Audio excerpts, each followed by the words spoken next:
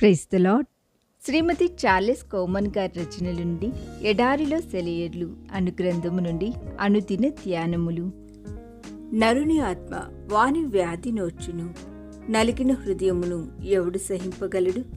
సామెతల గ్రంథం 18వ అధ్యాయము 14వ వచనము. తమకున్న వనరులతోనూ సంతృప్తితోనూ సంతోషంగా జీవించే నిరుపేద కుటుంబాన్ని గురించిన కథ ఉంది. ధనికురాలైన ఒక స్త్రీ ఆ కుటుంబానికి ఏదైనా సహాయం చేయాలని అనుకుంటుంది. కానీ ఒకరోజు ఆ కుటుంబానికి సమీపంలో నివసిస్తున్న ఒక స్త్రీ ఆ ధనికురాలి వద్దకు వచ్చి ఇలా అంటుంది, అమ్మా, వాళ్ళకేం బాగానే ఉన్నారు, వాళ్ళు తినేవన్నీ విలాసవంతమైన భోజనాలే. వాటిని గురించి ఆ కుటుంబంలోని పిల్లలు మాట్లాడుకోవడం నేను విన్నాను. అలాంటి భోజనాన్ని మా వరకైతే మేమెప్పుడూ తినలేదు. అలా తినే స్థాయి కూడా మాకు లేదు.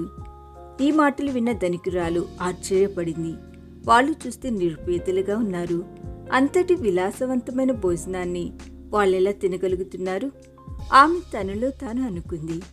ఆ తర్వాత ఆమె ఒక మధ్యాహ్నం ఆ నిరుపేద కుటుంబం నివసిస్తున్న ఇంటి వద్దకు వెళ్ళి తలుపు వద్ద నిల్చుంది చాటుగా. ఆ సమయంలో ఆ ఇంటిలోని 2 అమ్మాయిలు ఇలా మాట్లాడుకుంటున్నారు. నువ్వేం తింటావు? వేయించిన మాంసాన్ని తింటావా? వాళ్ళలో ఒక అమ్మాయి మరో అమ్మాయిని ప్రశ్నించింది.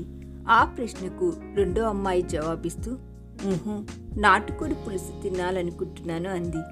ఆ మాటలు విన్న ధనికురాలు నిశ్చేష్టురాలైంది. తర్వాత కొద్దిసేపటికి తేరుకున్న ఆ స్త్రీ మెల్లగా ఇంట్లోకి ప్రవేశించింది. 2 అమ్మాయిలు భోజనం బల్ల వద్ద కూర్చొని ఉన్నారు. వాళ్ల ముందు కొన్ని ఎండిపోయిన రొట్టె ముక్కలు, కొన్ని బంగాళాదుంపలు, ఒక మట్టి కుండలో నీళ్లు మాత్రమే ఉన్నాయి. ధనికురాలు వాళ్ల భోజనం బల్ల వద్ద కూర్చొని, ఇందాక మీరు వేయించిన మాంసం గురించి, నాటుకోడి పులుసు గురించి మాట్లాడుకున్నారు, కానీ ఇక్కడ చూస్తే అవేం కనిపించడం లేదే అని ప్రశ్నించింది. అప్పుడు ఆ అమ్మాయిలు ఆమెతో, మేం తినే దేన్నైనా విలాసవంతమైన భోజనంగానే భావిస్తాము. అప్పుడు మాకు అది గొప్ప విందు భోజనంలాగా ఉంటుంది. మేం తినే రొట్టె ముక్కను స్ట్రాబెర్రీ కేక్ లాగా భావిస్తే ఎంత రుచిగా ఉంటుందో తెలుసా? దాన్ని ఐస్ క్రీమ్ అనుకుంటూ తింటే ఇంకా రుచిగా ఉంటుంది అన్నారు చిరునవ్వులు చిందిస్తూ. ధనికురాలైన ఆ స్త్రీ తన జీవితంలో మొట్టమొదటిసారిగా సంతృప్తిని గురించిన పాఠాలు నేర్చుకుని అక్కడి నుండి వెళ్ళింది.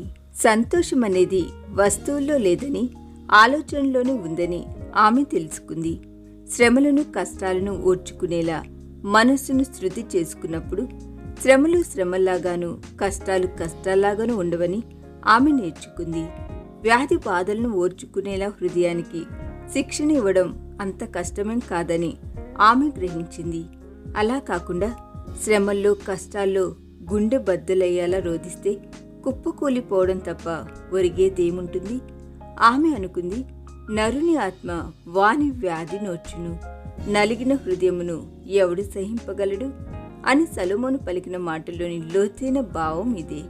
చివరిగా ఆమె తనలో తాను అనుకుంది తృప్తిగా, పరిస్థితులు మారాలని కోరుకోకు, పరిస్థితులకు అనుగుణంగా నువ్వే మారాలి. జీవితంలో ఏవేవో కావాలని కోరుకోకు, సంతృప్తిలోనే ఉంది మధురమైన అనుభూతి. ఈ దిన ధ్యానము మనందరి ఆత్మీయ జీవితమునకు ఆశీర్వాదకరముగా ఉండునుగాక. ఆమేన్.